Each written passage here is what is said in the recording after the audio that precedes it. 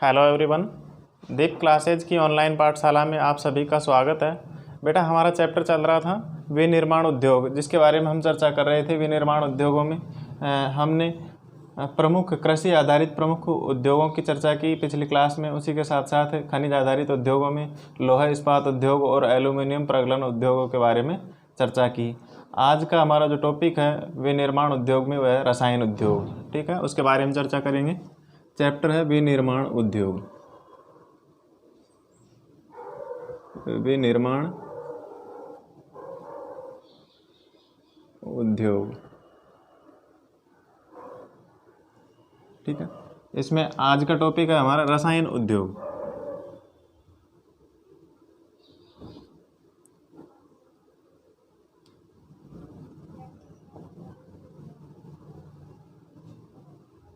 ठीक है बेटा, खनिज आधारित उद्योगों में रसायन उद्योग। देखिए बेटा, भारत में रसायन उद्योग का तेजी से विकास हो रहा है तथा यह तेजी से तीव्र गति से भारत में यह उद्योग क्या है, फैल रहा है। ठीक है, अगर बात करें इसकी भारत के सकल घरेलू उत्पाद में इसकी कितनी भागीदारी है, तो भारत के सकल घरेलू उत्पाद में रसायन उद्योग की लगभग 3% हिस्सेदारी है। ठीक है, कितनी है? भारत की जीडीपी में लगभग 3% हिस्सा किसका है? रसायन उद्योग का है। ठीक है, यह उद्योग एशिया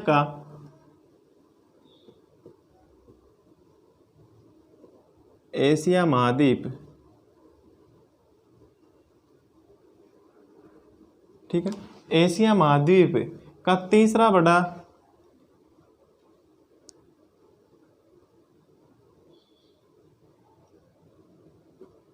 उद्योग है। ठीक है, रसायन उद्योग एशिया महाद्वीप का तीसरा बड़ा उद्योग है तथा आकार की दृष्टि से अगर विश्व में देखा जाए तो आकार की दृष्टि से विश्व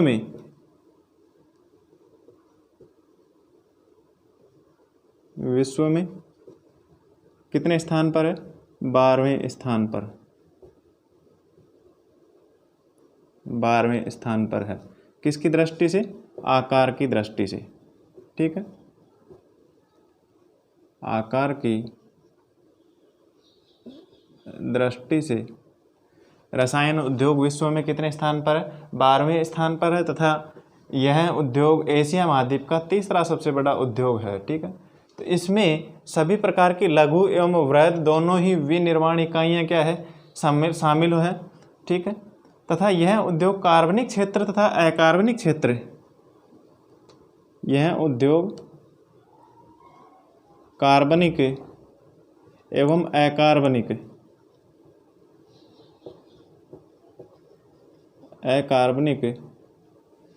क्षेत्रों में, ठीक है, दोनों ही क्षेत्रों में क्या कर रहा है? क्षेत्रों में तेजी से वृद्धि कर रहा है। ठीक है, तेजी से वृद्धि कर रहा है, तीव्र गति से बढ़ रहा है। ठीक है, वापस रिपीट कर देता हूँ। रसायन उद्योग का भारत के सकल घरेलू उत्पाद में लगभग 3% हिस्सा है। 3% हिस्सेदारी भारत की जीडीपी में रसायन उद्योग की है। इसी के साथ साथ एशिया महाद्वीप का यह तीसरा सबसे बड़ा उद्योग तथा विश्व में आकार की दृष्टि से यह उद्योग क्या है? 12वें स्थान पर आता है। ठीक है, यह 12वां सबसे बड़ा उद्योग है। कार्बनिक और अकार्बनिक दोनों ही क्षेत्रों में इसकी क्या है? तेजी से वृद्धि दर्ज की जा रही है। अगर बात करें अकार्बनिक रसायनों में, कि अकार्बनिक रसायनों में कौन कौन से रसायन है, जैसे सल्फ्यूरिक अम्ल। ठीक है, अकार्बनिक रसायनों में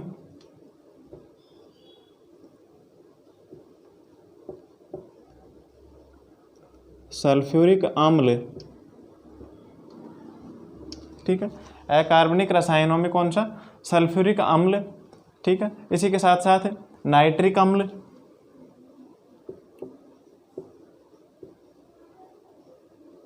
नाइट्रिक अम्ल, क्षार, सोडा। ठीक है, सल्फ्यूरिक अम्ल, नाइट्रिक अम्ल, क्षार, सोडा एस। ठीक है, सोडा एस आदि क्या है? ये सब किस में शामिल है?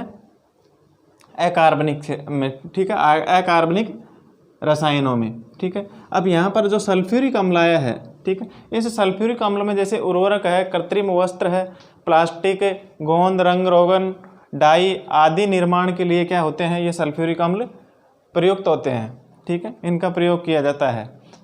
तथा इसके साथ साथ है जो सोडा ऐश है, सोडा ऐश, ठीक है, सोडा ऐश जो किस किस में काम आता है, साबुन बनाने में, कांच तथा अपमार्जक एवं कागज में प्रयुक्त होने वाले सभी सामान में सोडा ऐश का प्रयोग किया जाता है, ठीक है।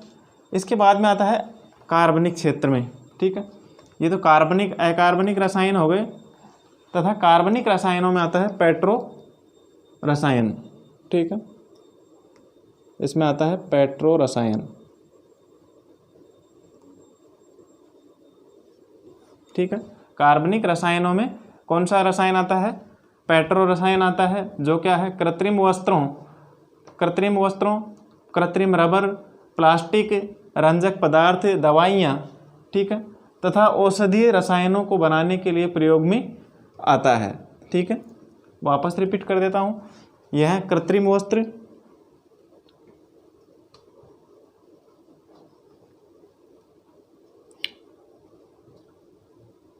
कृत्रिम वस्त्र, कृत्रिम रबर,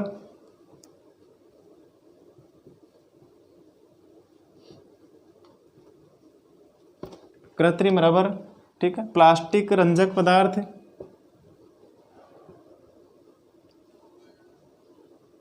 प्लास्टिक, रंजक पदार्थ, ठीक, आदि में क्या होता है, इनको बनाने में इसका प्रयोग किया जाता है, या इनको बनाने में इसको क्या किया जाता है, शामिल किया जाता है, ठीक है। इसी के साथ साथ यह उद्योग क्या है, शोधनशालाओं तथा पेट्रो रसायनों के समीप या पेट्रो रसायन संयंत्रों के समीप क्या होते हैं, स्थापित होते हैं, ठीक है। ये रसायन उद्योग तेल शोधनशालाओं के समीप क्या होते हैं, स्थापित किए जाते हैं, ठीक है। तेल शोधनशालाओं के समीप ये कार्बनिक रसायन के उद्योग वहाँ पर स्थापित किए जाते हैं, ठीक है। रसायन उद्योग अपने आप में एक बड़ा उपभोक्ता भी है, ठीक है, अपने आप में क्या है, एक बड़ा उपभोक्ता भी है, ठीक है।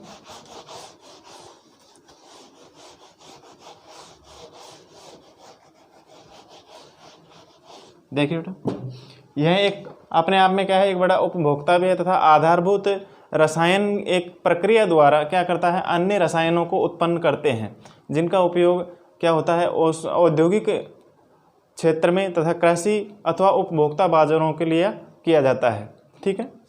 किन किन के लिए किया जाता है, औद्योगिक अनुप्रयोग, औद्योगिक क्षेत्र में,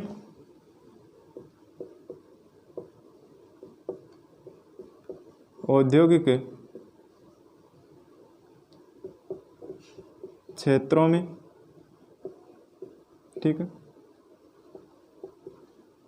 औद्योगिक क्षेत्रों में, कृषि, ठीक है, अथवा उपभोक्ता बाजारों में इनका उपयोग किया जाता है, कृषि अथवा उपभोक्ता बाजारों में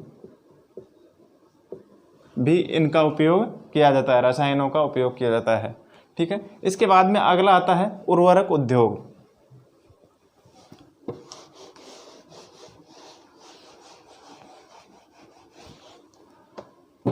नेक्स्ट उर्वरक उद्योग,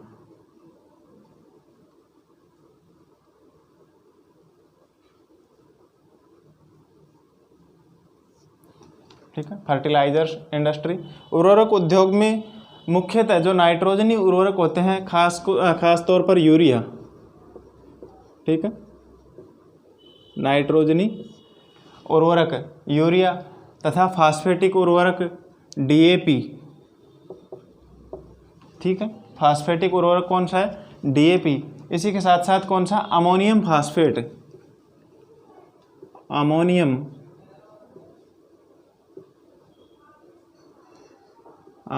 phosphate, potash, ammonium phosphate, potash, ठीक है, आदि क्या है इसमें शामिल है, ठीक है, जिनमें 3 मुख्य पोषक उर्वरक है, नाइट्रोजन, फास्फेट और पोटास, ठीक है। नाइट्रोजन किसमें, यूरिया में, ठीक है, और फास्फेट कौन सा, DAP, ठीक है, तथा पोटास, ये तीनों ही मुख्य उर्वरकों में शामिल हैं, ठीक है। इनके उत्पादन क्षेत्रों के इर्द गिर्द ये क्या है, तीनों ही क्षेत्र उर्वरक क्या हैं, उत्पादन क्षेत्रों के आसपास ही केंद्रित हैं, ठीक है। इसी के साथ साथ पोटास का पूर्णतः आयात किया जाता है, ठीक है। पोटास जो तीसरा मुख्य उर्वरक है उसका पूर्ण रूप से क्या किया जाता है, आयात किया जाता है, ठीक है। इस पर पूर्णतः हम आयात पर निर्भर हैं, ठीक है, आयात पर निर्भर है। 3 मुख्य उर्वरकों में से तीसरा जो उर्वरक है, मुख्य उर्वरक पोटास, जो जिसके लिए पूर्णतः हम क्या हैं, आयात पर निर्भर हैं, अर्थात इसका आयात किया जाता है क्योंकि हमारे देश में वाणिज्यिक रूप से या किसी भी रूप में प्रयुक्त होने वाला जो पोटास है या पोटेशियम यौगिक है उसका क्या है, भंडार नहीं है, ठीक है। इस कारण से इसका क्या किया जाता है, आयात किया जाता है। हरित क्रांति के बाद में यह उद्योग क्या है, अन्य क्षेत्रों में भी या अनेक भागों में क्या है, फैल गया। हरित क्रांति के पश्चात यह उद्योग देश के अन्य सभी भागों में फैल गया। जिस प्रकार गुजरात, तमिलनाडु, उत्तर प्रदेश, पंजाब, केरल आदि राज्य क्या है, कुल उर्वरक का लगभग 50% उत्पादन करते हैं, ठीक है। इस उर्वरकों का कुल उर्वरक का लगभग 50% भाग, लगभग कितना, 50% भाग कौन कौन से राज्य उत्पादित करते हैं, ठीक है, जिसमें गुजरात है, तमिलनाडु,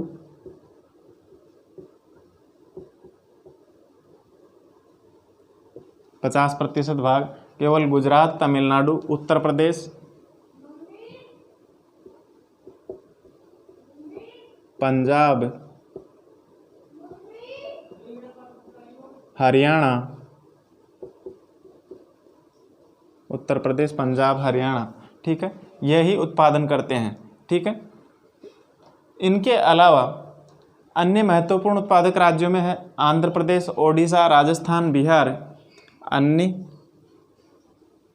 उत्पादक राज्यों में आंध्र प्रदेश, ओडिशा, बिहार, राजस्थान, आदि क्या है, इसके अन्य महत्वपूर्ण उर्वरक उत्पादक क्षेत्र हैं, ठीक है, अन्य महत्वपूर्ण उर्वरक उत्पादक राज्य हैं। इसी के साथ साथ कौन सा, असम भी आता है, पश्चिम बंगाल, गोवा, दिल्ली, मध्य प्रदेश, कर्नाटक आदि ये सभी राज्य भी आते हैं, ठीक है। मुख्यतः गुजरात, तमिलनाडु, उत्तर प्रदेश, पंजाब, हरियाणा और केरल, ठीक है, एक और है केरल, ठीक है, जो कि क्या है, इसके मुख्य उर्वरक उत्पादक राज्य हैं, ठीक है। यहाँ पर इन राज्यों में क्या है, पोषक तत्व जहाँ पर इनकी आवश्यकता है वहीं पर उसके इर्द गिर्द सर्वाधिक मात्रा में इनका क्या किया जाता है, उत्पादन किया जाता है, ठीक है। लेकिन पोटास पूर्णतः क्या है, पोटास के लिए हम पूर्णतः आयात पर निर्भर है। यहाँ पर किसी प्रकार के कोई इस पोटेशियम यौगिक का कोई भंडार नहीं पाया जाता है, इसलिए हम इस पर पूर्णतः आयात पर निर्भर हैं, ठीक है। अगला है सीमेंट उद्योग।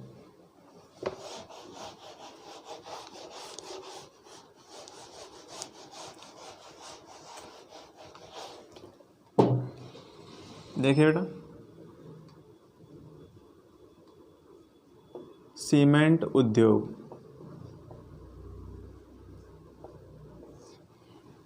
देखिए बेटा, सीमेंट उद्योग यह किस किस काम में लिया जाता है, निर्माण कार्यों में, जैसे घर बनाने में, कारखाने बनाने में, पुनः सड़कों का निर्माण करने में, हवाई अड्डा, बांध एवं अन्य व्यापारिक प्रतिष्ठानों का निर्माण करने के लिए क्या किया जाता है, सीमेंट का उपयोग किया जाता है। सीमेंट की हमें उनका निर्माण करने के लिए बहुत आवश्यकता होती है, ठीक है। इस उद्योग को भारी एवं स्थूल कच्चे माल जैसे चूना पत्थर है, सिलिका है, जिप्सम है, इन सभी की क्या है, कच्चे माल के रूप में आवश्यकता होती है, ठीक है। तो चूना पत्थर, सिलिका और जिप्सम कच्चे माल के रूप में,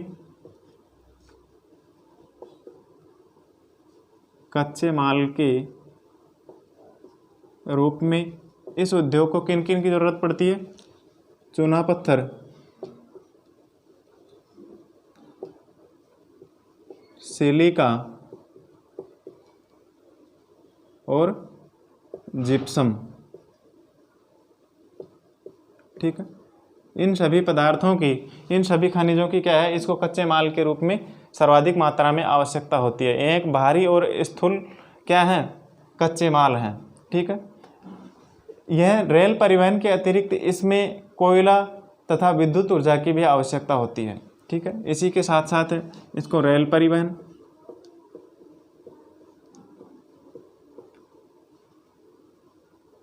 इस उद्योग की स्थापना के लिए कच्चे माल के रूप में चूना पत्थर, सिलिका, जिप्सम की आवश्यकता होती है तथा इसी के साथ साथ रेल परिवहन, और रेल परिवहन के अलावा कोयला,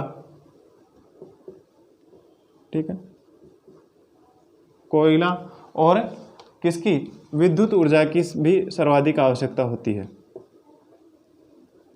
कोयला और विद्युत ऊर्जा, ठीक है, इन सभी की सर्वाधिक मात्रा में आवश्यकता होती है। ये बहुत आवश्यक है इसके लिए। इस उद्योग की प्रमुख इकाइयाँ गुजरात में लगाई गई है, क्योंकि वहाँ से इसे खाड़ी के देशों के बाहर की उपलब्धता, खाड़ी के देशों की जो बाज़ार की उपलब्धता आसानी से प्राप्त हो जाती है।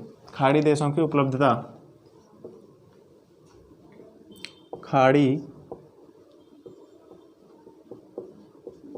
देशों में बाजार की उपलब्धता,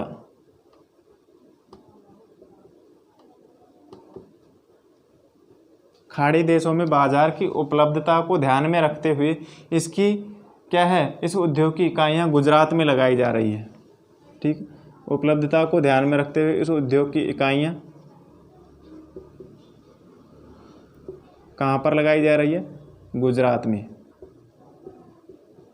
ठीक है, गुजरात में सर्वाधिक स्थापित की जा रही है। ठीक है, इसके बाद में आगे है बेटा, हम बात करें कि भारत में सबसे पहले सीमेंट उद्योग सबसे पहले कहाँ पर स्थापित किया गया। तो भारत में पहला सीमेंट कारखाना 1904 ईस्वी में कहाँ पर लगाया गया था? चेन्नई में। ठीक है, सर्वप्रथम सीमेंट कारखाना 1904 ईस्वी में पहला सीमेंट उद्योग चेन्नई में लगाया गया था तथा स्वतंत्रता के बाद इस उद्योग का क्या हुआ? सर्वाधिक प्रसार हुआ। ठीक है, गुणवत्ता में सुधार के कारण भारत की बड़ी घरेलू मांग के अलावा पूर्वी एशिया, ठीक है, पूर्वी एशिया, अफ्रीका तथा दक्षिण एशिया के बाज़ारों में क्या हुई? इसकी मांग बढ़ी। ठीक है, सीमेंट की सर्वाधिक मांग बढ़ी। ठीक है, तथा यह उद्योग उत्पादन एवं निर्यात दोनों ही रूपों में क्या है? प्रगति पर है। ठीक है, भारत में सीमेंट उद्योग उत्पादन तथा निर्यात दोनों ही रूपों में क्या है? सर्वाधिक प्रगति पर है। इस उद्योग को बनाए रखने के लिए पर्याप्त मात्रा में घरेलू मांग और उसकी पूर्ति में वृद्धि करने के क्या है? निरंतर सरकार प्रयास किए जा रहे हैं। ठीक है, इस उद्योग में क्या है? पर्याप्त घरेलू मांग और इसकी पूर्ति में वृद्धि करने के लिए निरंतर क्या किए जा रहे हैं? प्रयास किए जा रहे हैं। इसके बाद में अगला है मोटर गाड़ी उद्योग।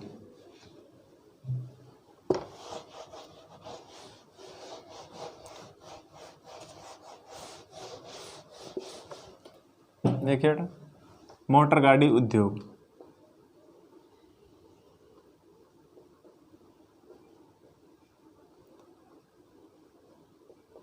मोटर गाड़ी उद्योग। देखिए मोटर गाड़ी उद्योग ये क्या है? यात्रियों एवं सामान के तीव्र परिवहन के लिए मोटर गाड़ी क्या है? एक महत्वपूर्ण साधन है।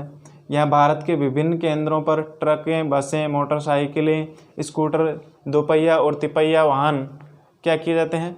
इन मोटर गाड़ी उद्योगों में निर्मित किए जाते हैं। ठीक है, उदारीकरण के पश्चात नए और आधुनिक मॉडलों के वाहनों का बाजार तथा वाहनों की क्या है? निरंतर भारत में मांग बढ़ी है। ठीक है, जिससे इस उद्योग में विशेषकर कार, दोपहिया वाहन, तिपहिया वाहनों की क्या हुई है? सर्वाधिक मात्रा में वृद्धि बढ़ी है। ठीक है। तथा यह उद्योग सर्वाधिक मात्रा में दिल्ली, गुड़गांव, मुंबई, पुणे, चेन्नई, कोलकाता, लखनऊ, इंदौर और हैदराबाद, जमशेदपुर तथा बेंगलोर राज्यों के आसपास, बेंगलोर शहरों के आसपास क्या है, सर्वाधिक मात्रा में स्थित है। ठीक है। इसके बाद में अगला आता है बेटा सूचना प्रौद्योगिकी एवं इलेक्ट्रॉनिक उद्योग। ठीक है। इंफॉर्मेशन टेक्नोलॉजी का जो युग है वर्तमान, इसमें सूचना प्रौद्योगिकी और इलेक्ट्रॉनिक उद्योग का भी वर्तमान में सर्वाधिक मात्रा में महत्वपूर्ण योगदान है, जिसमें इलेक्ट्रॉनिक उद्योगों के अंतर्गत आने वाले सभी प्रकार के उत्पादों, ट्रांजिस्टर से लेकर के टेलीविज़न, टेलीफोन, सेलुलर, टेलीकॉम तथा टेलीफोन एक्सचेंज, राडार है, कंप्यूटर तथा दूरसंचार सेवाएं हैं। ठीक है। दूरसंचार उद्योग, इन सभी के लिए अनुपयोगी अनेक अन्य सभी प्रकार के उपकरण क्या हैं, इसमें बनाए जाते हैं, इलेक्ट्रॉनिक उद्योगों में बनाए जाते हैं। अगर बात करें भारत में बेंगलुरु जो कि कर्नाटक की राजधानी है, ठीक है, वहाँ उसे किस नाम से जाना जाता है, भारत की इलेक्ट्रॉनिक राजधानी के नाम से जाना जाता है। ठीक है। सूचना एवं प्रौद्योगिकी क्या है, सूचना प्रौद्योगिकी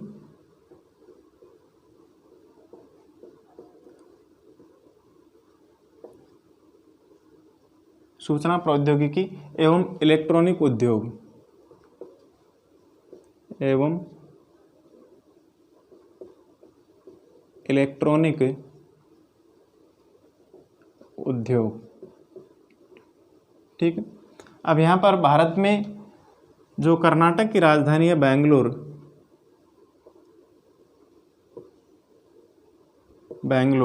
ठीक है, इसे किस नाम से जाना जाता है, भारत की इलेक्ट्रॉनिक राजधानी के रूप में जाना जाता है। बेंगलुरु को भारत की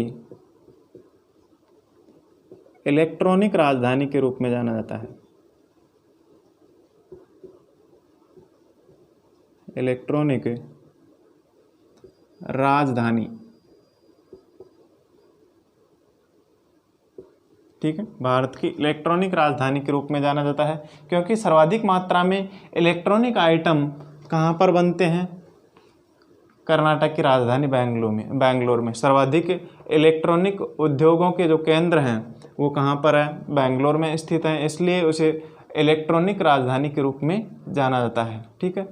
इसके अलावा इसके अन्य महत्वपूर्ण उत्पादक क्षेत्र, इन इलेक्ट्रॉनिक सामानों के अन्य महत्वपूर्ण उत्पादक क्षेत्रों में है मुंबई, हैदराबाद, पुणे, अन्य में मुंबई, हैदराबाद, पुणे, गुड़गांव। ठीक है। मुंबई, हैदराबाद, पुणे, गुड़गांव, चेन्नई, कोलकाता,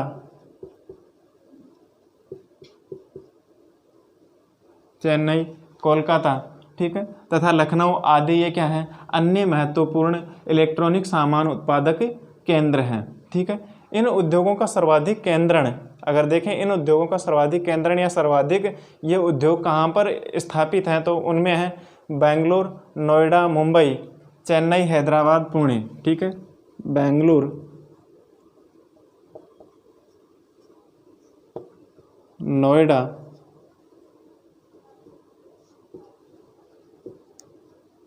चेन्नई, बेंगलुरु, नोएडा, चेन्नई, हैदराबाद, पुणे। ठीक है। हैदराबाद, पुणे, इन शहरों में सर्वाधिक मात्रा में क्या है, इन उद्योगों का केंद्रण पाया जाता है। ठीक है। भारत में सूचना प्रौद्योगिकी उद्योग के सफल होने के कारण सॉफ्टवेयर तथा हार्डवेयर का क्या है, यहाँ पर निरंतर विकास हो रहा है। ठीक है। इस टेक्नोलॉजी को, इंफॉर्मेशन टेक्नोलॉजी के उद्योग को सर्वाधिक सफलता प्राप्त होने के कारण यहाँ पर हार्डवेयर एवं सॉफ्टवेयर दोनों ही प्रकार का क्या हो रहा है, निरंतर विकास हो रहा है। ठीक है। दोनों ही प्रौद्योगिकी का निरंतर विकास हो रहा है। ठीक है। इसके बाद में औद्योगिक प्रदूषण तथा पर्यावरण निम्नीकरण। ठीक है। नेक्स्ट है औद्योगिक प्रदूषण।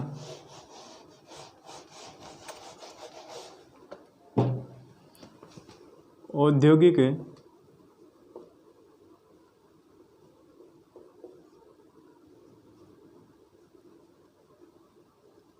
औद्योगिक प्रदूषण, ठीक है, औद्योगिक प्रदूषण एवं तथा पर्यावरण निम्नीकरण,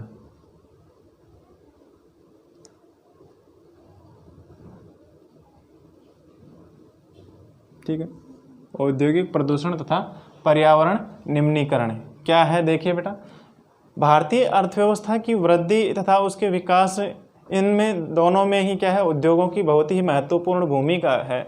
लेकिन इनके बढ़ते हुए उपयोग के कारण धरातल पर, भूमि पर, वायु, जल, पर्यावरण, इन सभी को क्या हो रहा है, धीरे धीरे इन उद्योगों को क्या हो रहा है, नकारात्मक प्रभाव पड़ रहा है। ठीक है, इनके बढ़ते हुए उपयोग से भूमि, वायु, जल और पर्यावरण प्रदूषण निरंतर बढ़ता जा रहा है। ठीक है, इन उद्योगों के 4 प्रकार के प्रदूषण उत्तरदायी हैं, जिनमें प्रमुख रूप से वायु प्रदूषण,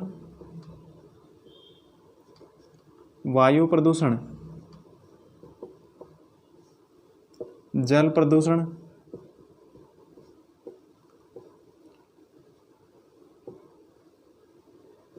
वायु प्रदूषण, जल प्रदूषण, भूमि प्रदूषण, ठीक है, भूमि प्रदूषण तथा ध्वनि प्रदूषण।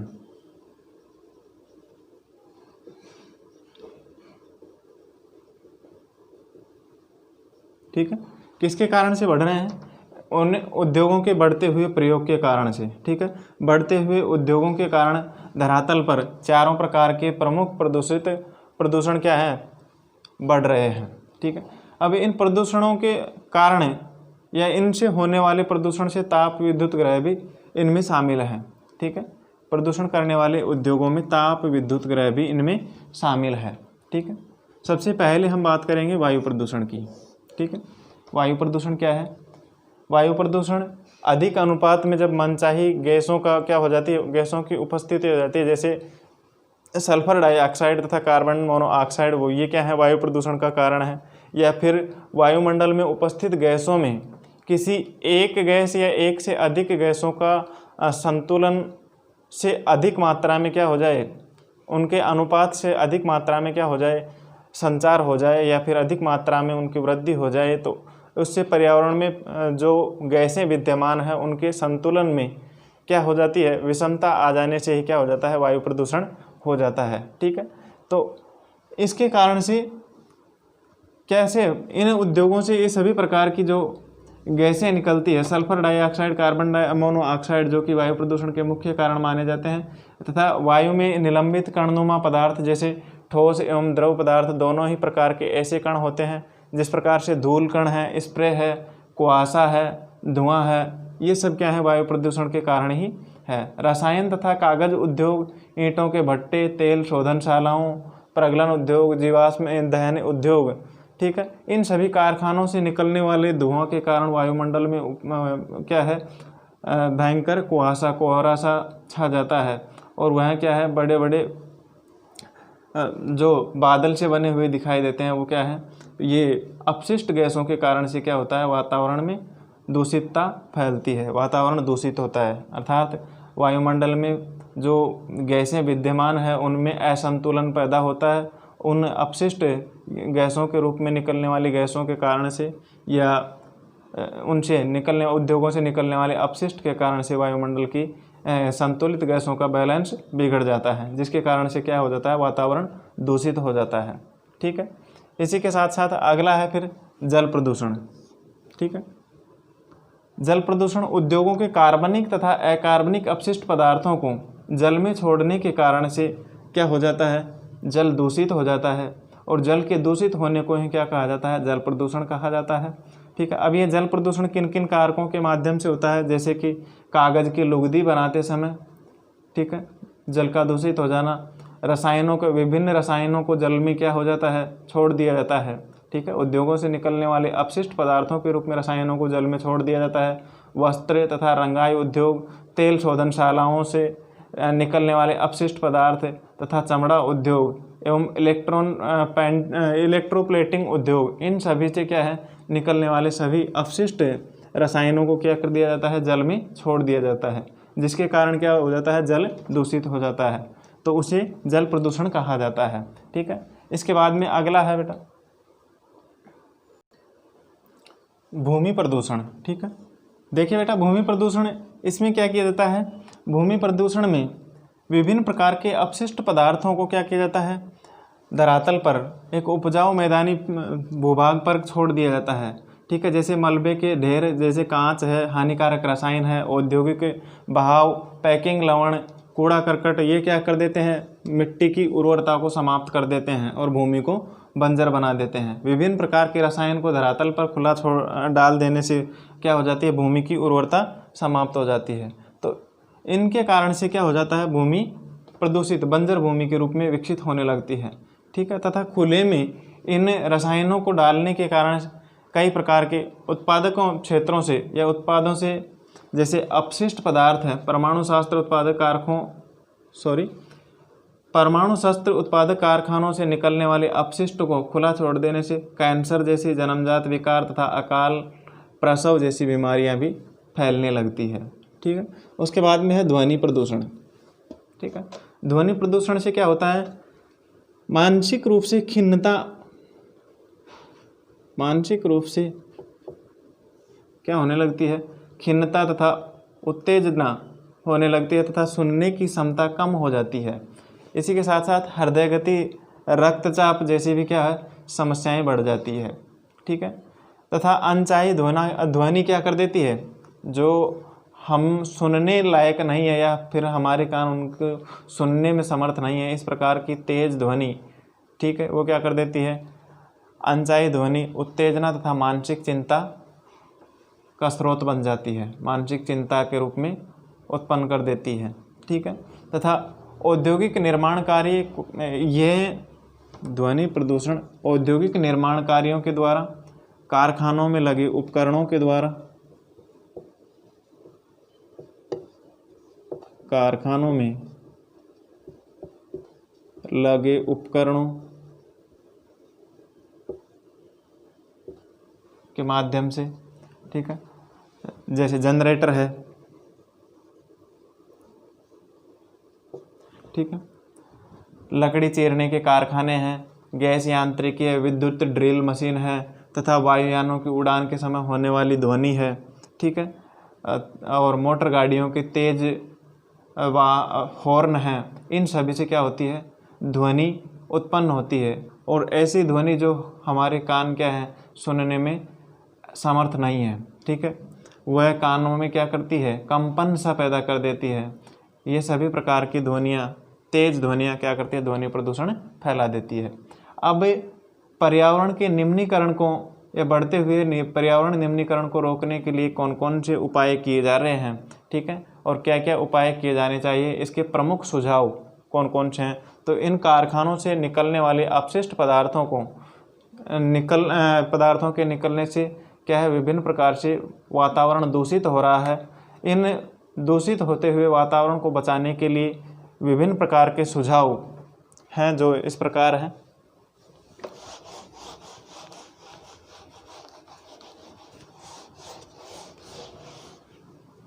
पर्यावरण निम्नीकरण के उपाय, ठीक है,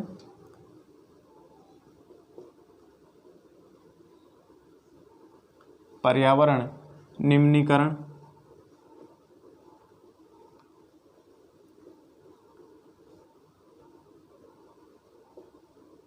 के उपाय। देखिए बेटा, पर्यावरण निम्नीकरण के उपाय, एक तो जल का न्यूनतम उपयोग किया जाना चाहिए, ठीक है, तथा जल को 2 या अधिक उत्तरोत्तर अवस्थाओं में पुनर्चक्रण के द्वारा उसका पुनः उपयोग किया जाना चाहिए। ठीक है, जल की आवश्यकता पूर्ति हेतु वर्षा जल संग्रहण विधि अपनाई जानी चाहिए।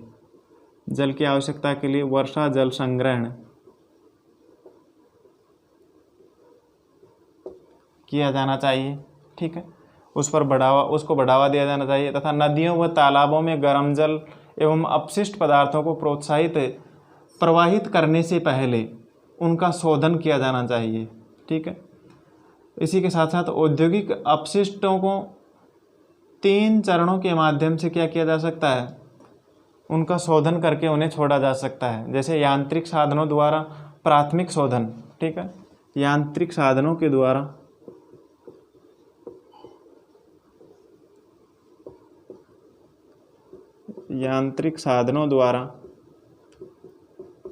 क्या किया जाना चाहिए, प्राथमिक शोधन।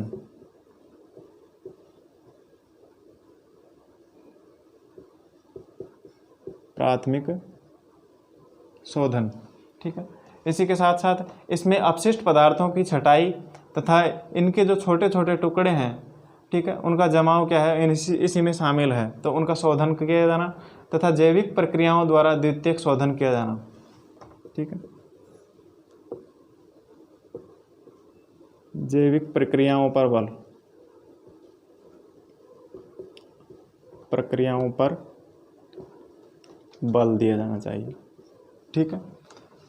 जैविक, रासायनिक तथा भौतिक क्रियाओं, इन तृतीयक प्रक्रियाओं द्वारा क्या किया जाना चाहिए, शोधन किया जाना चाहिए। इसमें अपशिष्ट जल को पुनः चक्र के द्वारा क्या किया जाना चाहिए, पुनः प्रयोग के योग्य बनाया जाना चाहिए, ठीक है। जहाँ पर भूमि का जल स्तर कम है वहाँ पर उद्योगों द्वारा क्या किया जाना चाहिए, अधिक निष्कासन पर कानूनी प्रतिबंध सरकार के द्वारा लगाया जाना चाहिए तथा वायु में निलंबित प्रदूषण को कम करने के लिए कारखानों में ऊंची ऊंची चिमनियाँ एवं चिमनियों में इलेक्ट्रोस्टैटिक अवक्षेपण, स्क्रबर उपकरण तथा गैसीय प्रदूषक पदार्थों को क्या किया जाना चाहिए, जड़त्वीय रूप में से अलग करने के लिए क्या होना चाहिए, उपकरण होने चाहिए, ठीक है। तथा मशीनों एवं उपकरणों का प्रयोग किया जा सकता है एवं जनरेटरों में साइलेंसर लगाए जा सकते हैं, जिसके माध्यम से क्या हो सकता है, वायु प्रदूषण एवं ध्वनि प्रदूषण उन दोनों को ही रोका जा सकता है, ठीक है। तथा ऐसी आधुनिक मशीनरी का प्रयोग किया जाए जो क्या है, ऊर्जा प्रदान करने में सक्षम हो एवं कम ध्वनि करे, ठीक है, जिसके माध्यम से ध्वनि प्रदूषण सर्वाधिक मात्रा में न हो सके, ठीक है। इसी के साथ सौर नियंत्रण उपकरण भी पहनने चाहिए। उद्योगों में, मिलों में काम करने वाले मजदूरों को क्या किया जाना चाहिए, उनको कानों में पहनने के लिए सौर नियंत्रण उपकरण भी प्रोवाइड करवाए जाने चाहिए, ठीक है। तथा सतत पोषणीय विकास की चुनौतियों के लिए पर्यावरणीय संचेतना से युक्त आर्थिक विकास की भी वर्तमान में ज़रूरत है, ठीक है। इस प्रकार से बेटा जो चैप्टर था विनिर्माण उद्योग यहीं पर समाप्त होता है तथा इसके जो अन्य महत्वपूर्ण क्वेश्चन हैं, पाठ्यपुस्तक के प्रश्नों के अलावा अन्य जो महत्वपूर्ण प्रश्न है वो आपको डिस्क्रिप्शन बॉक्स में मिल जाएंगे, ठीक है। और नेक्स्ट टॉपिक की चर्चा हम अगली क्लास में करेंगे। Thank you.